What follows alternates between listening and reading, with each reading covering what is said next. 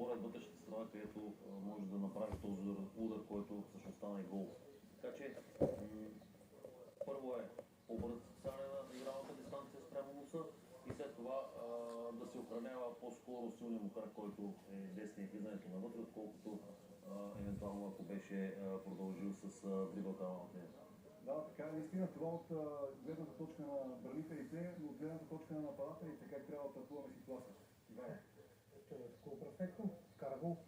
Това е неговата работа. Аз мисля, че тук, че защитата може би трябваше да спаси дистанцията и тръгне към носа, но той може да се види на репортаж от това, че той се върта леко назад. И това ми игра лоша шега. Защото даде възможност, време и пространство, Руса да се нагласи топката на десния крак и вече с едно перфектно изпълнение да не видно. Луса, футболист на RB Лайпциг, наистина една от звездите в отбора на